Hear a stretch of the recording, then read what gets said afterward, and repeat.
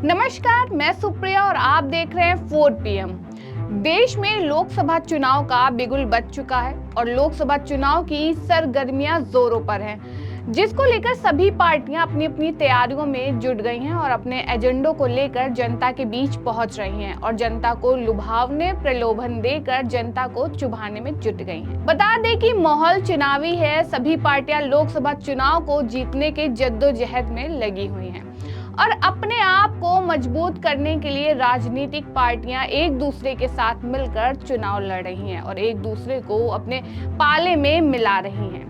वहीं महाराष्ट्र में seat sharing को लेकर पेच अभी सुलझा नहीं है और भारतीय जनता पार्टी के अध्यक्ष जेपी नड्डा और गृह मंत्री अमित शाह ने महाराष्ट्र बीजेपी के नेताओं के साथ ही सहयोगी दलों के नेताओं से भी मैराथन बातचीत की है और सीट शेयरिंग की कवायद के बीच जो फॉर्मूले चर्चा में हैं उनमें से एक यह भी है कि बीजेपी 34, एकनाथ शिंदे की शिवसेना 10 और अजीत पवार के नेतृत्व वाली राष्ट्रवादी कांग्रेस पार्टी 3 से 4 सीटों पर चुनाव लड़ सकती है।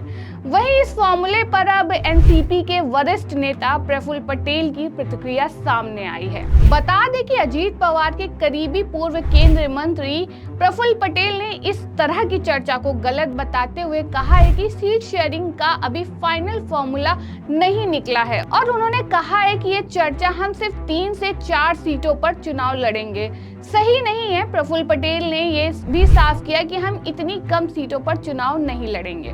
बता दें कि उन्होंने आगे जोड़ा कि हमारी अमित शाह के साथ बैठक हुई है, हमने योग्यता के आधार पर हर एक सीट को लेकर चर्चा की है और कोई अंतिम फॉर्मूला नहीं आया है, जिसको लेकर एनसीपी के वरिष्ठ नेता ने दावा किया है कि गठबंधन में शामिल तीनों पार्टियों को सम्मानजनक संख्या में सीट मिलेगी और उन्होंने ये भी कहा कि गठबंधन में सबसे बड़ी पार्टी बीजेपी है, हम व्यवहारिक दृष्टिकोण के साथ चल रहे हैं। वहीं प्रफुल्ल पटेल ने आगे जोड़ा कि हम यह नहीं कहना चाहते कि एनसीपी कई सीटों पर चुनाव लड़ेगी, लेकिन यह अटकलें भी सही नहीं है कि हम केवल 3 से 4 सीटों पर चुनाव लड़ेंगे। उन्होंने ये भी कहा कि इतनी कम सीटें हमें मिलेंगी, ये समझना गलत होगा।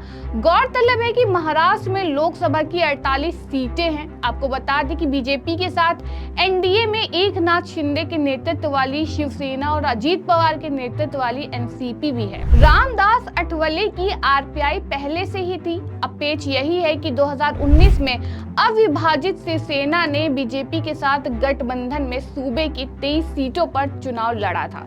बीजेपी ने 25 सीटों पर उम्मीदवार उतारे थे और इस बार किसी फॉर्मूले को लेकर बीजेपी और एनसीपी मैदान में उतरेगी। धन्यवाद, देखते रहिए 4 PM।